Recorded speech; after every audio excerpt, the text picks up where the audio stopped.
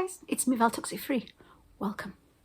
So today's video is a video in a video, if that makes sense. I don't think we take narcissists seriously enough. Yes, I do make jokes. I do, try and educate through humour a lot of the time. But things I've seen recently on support groups scare me. So I put this video together to hopefully wake us up and to realise what we're dealing with. So hopefully you'll watch right through to the end and I'll catch you after the video and we can talk some more. Okay, thank you. I'm living in a nightmare and I can't get out of it. Arrested overnight, Chris Watts is accused of killing his pregnant wife Shannon and their 2 daughters. After playing the grieving husband, Watts confessed to killing his family, an unspeakable crime.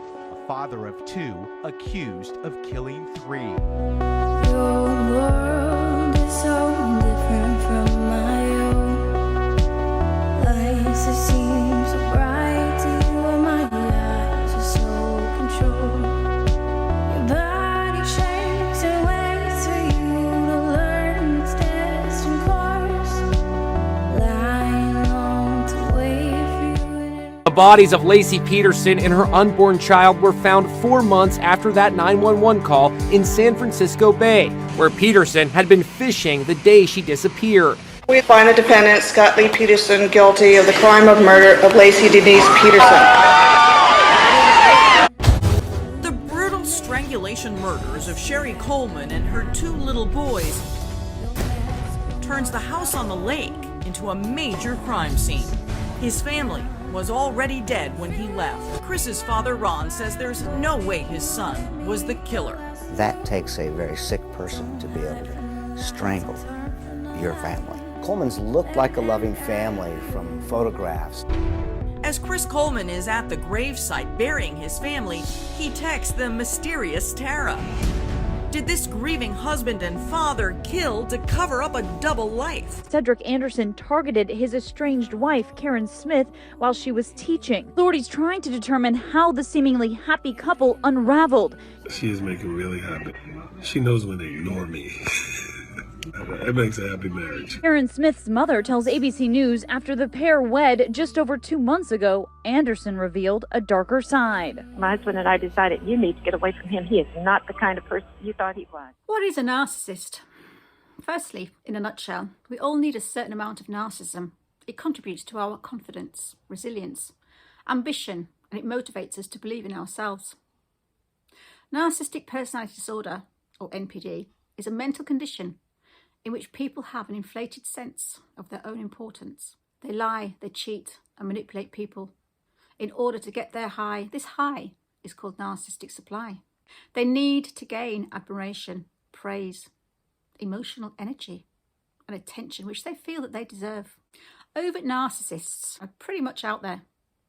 Obviously, overt narcissists are pretty easily identified because they tend to be loud and arrogant and insensitive to the needs of others. And they're always searching for compliments. Covert narcissists, now, these are also known as the vulnerable narcissists. They don't openly display their grandiose sense of importance. They play the victim. They manipulate and hide their narcissism. They create a fake self, a fake life, and a fake reality based on a loving, friendly, empathic person to be able to con their victims into getting what they want. The covert will cause the victims more emotional damage and more mental health problems during and after the relationship has ended. But the end goals of the overt and the covert are generally the same. And then there's the other end of the spectrum. Those who have no empathy, no remorse, no compassion, no conscience. And they see the world as a place to take. They use people and they get what they want any which way they can. Through deceit, pathological lying, exploitative behaviour. These are the sociopaths, the psychopaths, the antisocial end of the spectrum. This narcissism can lead to various forms of violence, stalking, physical abuse, or even murder. Will a narcissist kill? Yes. Of course narcissists can kill. Anybody can kill. Narcissists aren't necessarily murderers, but murderers are most likely narcissists.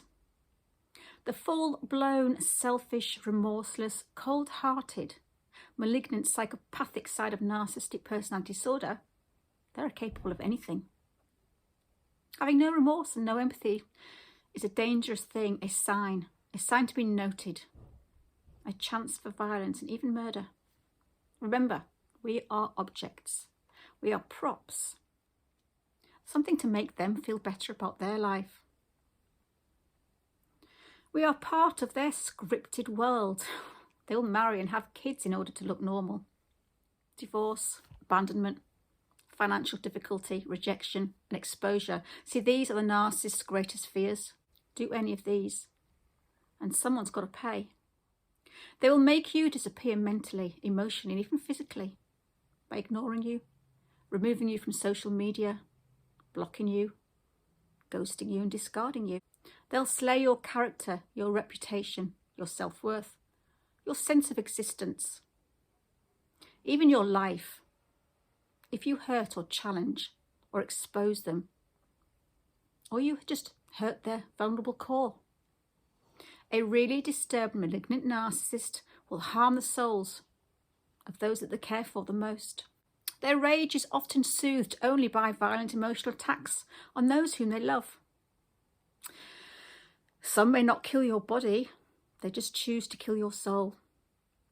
So when the narcissist loses control, the narcissist loses control.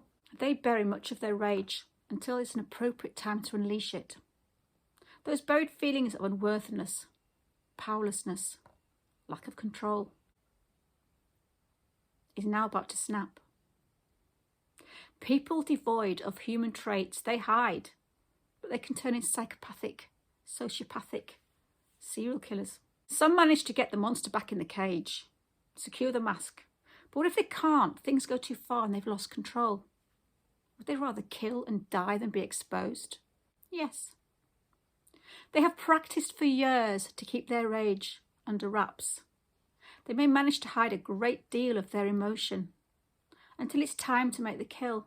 Remember something, every psychopath is a narcissist, but not every narcissist is a psychopath. Family annihilator or family side. Family side often occurs in a spiraling loss of control over their life, a murder-suicide in which a partner or husband or wife kills multiple close family members. This happens especially by a male of the household. Hiding your real persona, your real hate, your real lack of human traits, pretending your whole life to be someone you're not, must take its toll. They get to a point in their lives where the narcissist rage, the injury, the wound is opened and their rage is triggered, then the monster is released. They unleash repressed anger, hurt and rage. They release that pain connected with the wrongs that have been done to them throughout their whole life. This is at the cost of the unsuspecting loved ones. They are so skilled at hiding or faking emotion that family, friends, loved ones, they'll never believe the truth. Do you really know who's putting your kids to bed at night? Do you really know who you're sleeping next to? Having breakfast with in the morning? What are they thinking when they give you the silent treatment? See, narcissism, in my opinion, is taken far too lightly. Do we really know who we spend our life with? How do we identify a psychopath? Well, it's a mistake to think that you could identify a narcissist, serial killer, or a psychopath by their looks.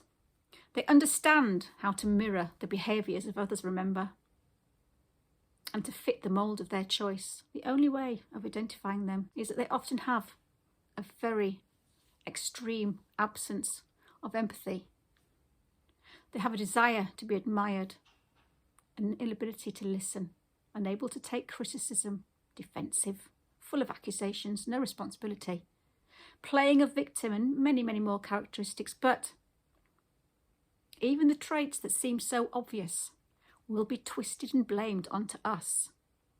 So their traits, however evil, is all because of us. Why do they kill? Murder is a survival defence mechanism. This has less to do with harming others, more about protecting themselves and their own feelings. Pathological covert narcissists think that they are better than anyone else. but this belief is very fragile. When threatened with a relationship breakup, rejection or exposure, their grandiosity gets lost amongst their vulnerability. Fear of rejection or abandonment, the threat to their grandiose sense of worth, is overwhelming.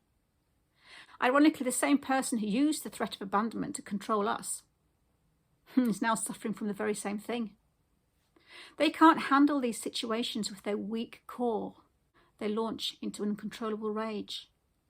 Explosive narcissistic rage. This can be completely unprovoked.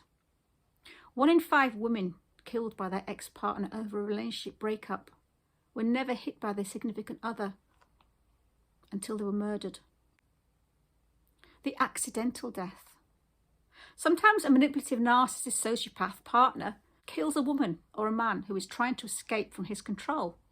That's why it's a fine line between narcissists killing your soul, your humanity, your worth, and years of emotional abuse, or murdering your life through a planned accidental death, a burglary, or pushing you to a suicide, or the result of a suicide look-alike.